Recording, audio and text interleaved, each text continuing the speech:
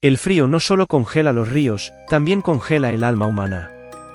En los bosques malditos del norte de Canadá y los Estados Unidos, los inviernos no se miden en días, sino en cadáveres. Las tribus nativas como los algonquinos y los Cree conocen un secreto que la civilización moderna ha intentado enterrar: el Wendigo. No es solo un monstruo con garras, es un espíritu de insaciable hambre, una maldición que se arrastra con el viento helado y susurra tu nombre en la oscuridad de la noche, esperando el momento exacto en que el aislamiento y la desesperación te obliguen a cometer el acto más imperdonable: devorar a los tuyos. Prepara un café, apaga las luces y sumérgete en los 6 casos más terroríficos y documentados del Wendigo. Este es, sin duda, uno de los expedientes más oscuros y perturbadores de la historia criminal de Canadá. Kakisi-Kutchin, conocido por los colonos como Swift Runner, era un hombre de la tribu Cree, respetado, un guía experto y un padre de familia ejemplar. Pero el invierno de 1878 lo cambió todo. Una hambruna devastadora azotó las llanuras de Alberta. Swift Runner se internó en los bosques profundos con su esposa, sus 6 hijos, su madre y su hermano para buscar refugio y alimento. En la primavera de 1879, Swift Runner emergió de la espesura. Estaba completamente solo. Lo más perturbador es que no lucía demacrado ni desnutrido, al contrario, se veía fuerte y saludable. Al ser interrogado por los oficiales de la policía montada sobre el paradero de su familia, dio respuestas sumamente evasivas y contradictorias, alegando que la debilidad y el frío los habían matado uno a uno. Los oficiales, sospechando lo peor, lo obligaron a guiarlos de regreso a su campamento invernal.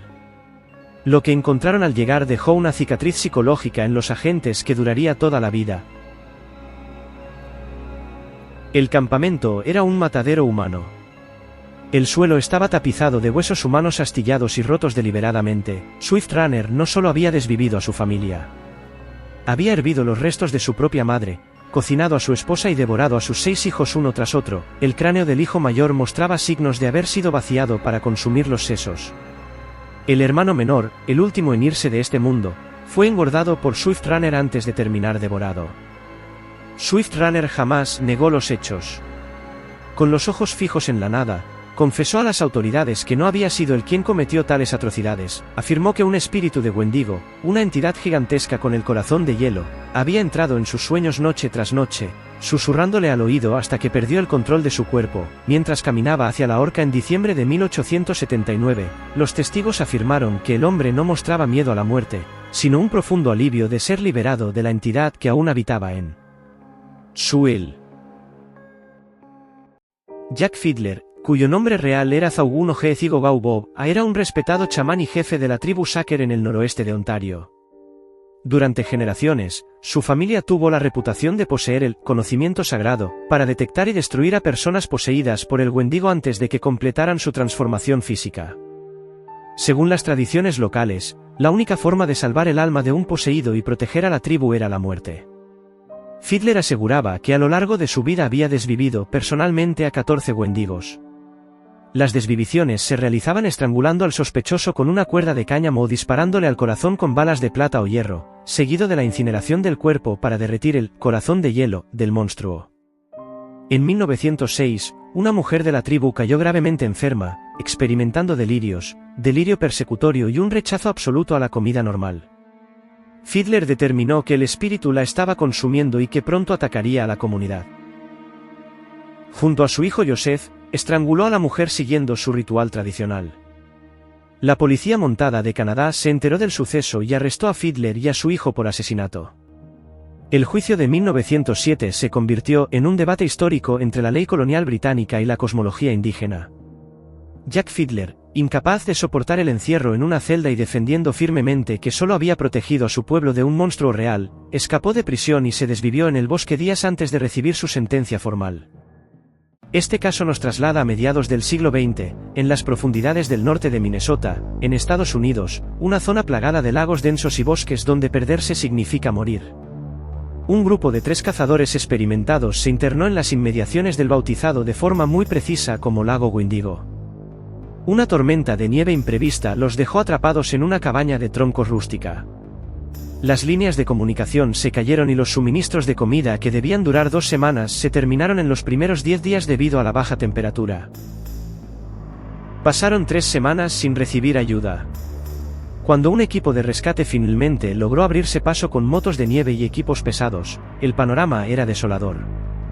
Las ventanas de la cabaña estaban bloqueadas desde el interior con maderos clavados con saña, como si intentaran evitar que algo entrara, o que alguien saliera. Adentro, solo quedaba un sobreviviente, un hombre llamado Arthur, quien se encontraba arrinconado en una esquina, abrazando sus rodillas, cubierto de rojo y balanceándose rítmicamente mientras tarareaba una melodía ininteligible. De los otros dos cazadores solo quedaban fragmentos. Arthur había utilizado un hacha de mano para separar sus cabezas del cuerpo. Sin embargo, el informe forense dictaminó algo espeluznante: las marcas en los huesos no correspondían a los cortes de un cuchillo o un hacha. Eran marcas de dientes humanos que habían arrancado la carne directamente del hueso con una fuerza descomunal, llegando a romper la mandíbula del propio Arthur por la presión ejercida al masticar los huesos congelados de sus amigos. Arthur pereció en un hospital psiquiátrico meses después, sin pronunciar una sola palabra coherente, solo emitiendo siseos salvajes cada vez que la temperatura de su habitación bajaba.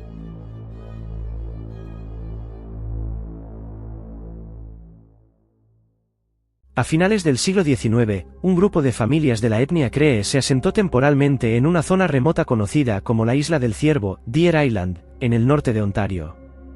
Entre ellos se encontraba un hombre sumamente taciturno y reservado cuyo nombre se ha perdido en las transcripciones médicas coloniales, registrado simplemente como el paciente de la isla. Tras semanas de un aislamiento brutal y temperaturas que rozaban los 40 grados bajo cero, el hombre comenzó a mostrar síntomas extraños. Decía que sentía un fuego quemándole las entrañas, pero al mismo tiempo su piel al tacto estaba helada como el mármol. Una noche, mientras todos dormían, el hombre atacó a su propia hermana y a los hijos de esta. Los arrastró fuera de la tienda comunal hacia la densa oscuridad del bosque. Los gritos horrorizados de los niños despertaron al resto de la comunidad, quienes armados con rifles salieron a buscarlos siguiendo los rastros de sangre en la nieve inmaculada. Lo que los rastreadores presenciaron desafía toda lógica médica. Encontraron al hombre acuclillado sobre los cuerpos inertes de sus sobrinos. Sus labios se habían tornado completamente negros y se los había arrancado a mordiscos a sí mismo debido a la ansiedad, dejando sus dientes completamente expuestos en una macabra sonrisa esquelética. Sus ojos habían perdido el iris, mostrando una esclerótica completamente inyectada en sangre. Cuando vio las linternas de los rescatistas, emitió un chillido agudo que los testigos describieron como el lamento de un animal herido mezclado con una risa humana. Se requirieron 4 disparos directos al pecho para derribarlo. Las leyendas locales afirman que cuando su cuerpo cayó, la nieve debajo de él se derritió instantáneamente debido al calor sobrenatural que emanaba de su interior corrupto, confirmando que la transformación en Wendigo estaba a punto de completarse. El invierno de 1883 cayó sobre la cuenca del río Berens, en Manitoba, como una losa de granito blanco. Una pequeña banda de cazadores de la nación Saulteaux, Anishinaabe, quedó completamente aislada en lo profundo del bosque boreal, atrapada por una tormenta implacable que soplaba desde el norte. Durante 3 semanas consecutivas, la nieve sepultó las tiendas y el viento congeló los ríos, bloqueando cualquier intento de caza. El hambre no tardó en instalarse en el campamento.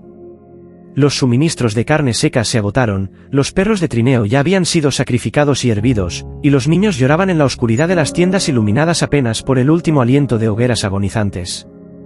En medio de esa penumbra y desesperación, el terror psicológico cobró forma en el cuerpo de una madre de la comunidad, cuyo nombre se perdió en los informes coloniales pero cuya tragedia quedó grabada a fuego en la memoria oral de la región.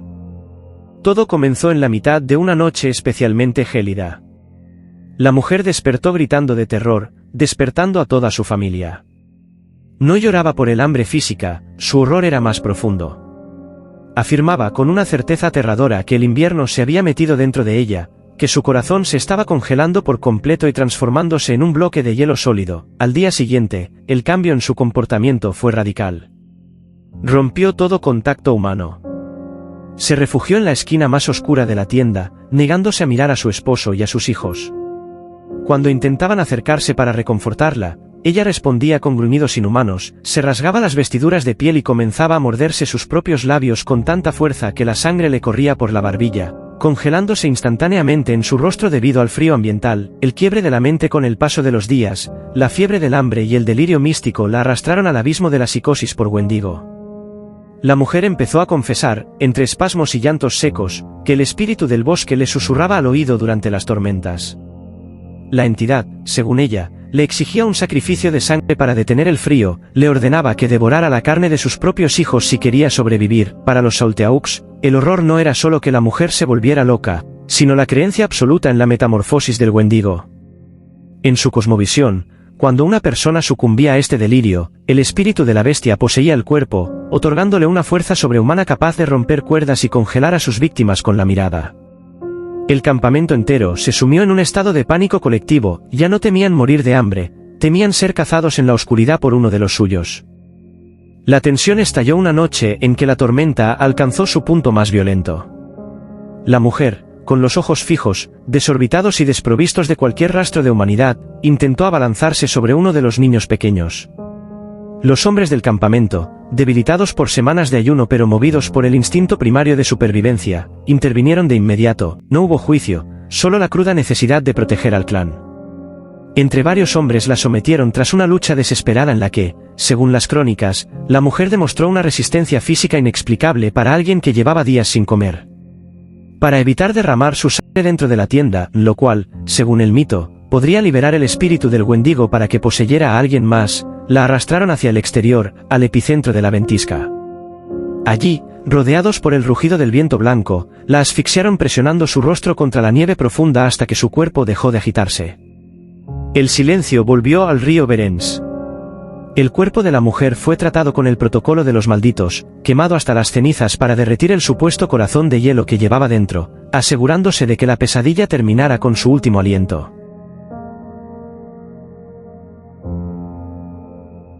Mucho antes de que existieran términos como trastorno psiquiátrico o psicosis cultural, algunos misioneros europeos que recorrían las inmensas regiones boscosas de Canadá comenzaron a registrar relatos que les resultaban difíciles de comprender. Uno de ellos fue el sacerdote católico Jean-Baptiste Thibault, quien durante el siglo XIX convivió durante largos periodos con distintas comunidades indígenas del oeste canadiense. En sus escritos describió que, para muchos pueblos algonquinos, el Wendigo no era simplemente una leyenda utilizada para asustar a los niños. Era una amenaza espiritual completamente real. Creían que una persona podía ser infectada por el espíritu del Wendigo, especialmente durante los largos inviernos, cuando el hambre extrema, el aislamiento y la desesperación ponían a prueba la mente humana. Uno de los episodios que más impresionó al sacerdote ocurrió cuando conoció a un hombre indígena cuya identidad nunca fue registrada. Según Thibault, el hombre comenzó a comportarse de manera alarmante tras pasar varios días profundamente deprimido y aislado del resto del campamento. Al principio dejó de participar en las actividades cotidianas. Después comenzó a rechazar la comida que le ofrecían, incluso cuando llevaba horas sin comer. Decía que los alimentos normales ya no le quitaban el hambre. Afirmaba sentir un vacío dentro del que crecía cada día. Con el paso del tiempo comenzó a expresar un miedo mucho más inquietante.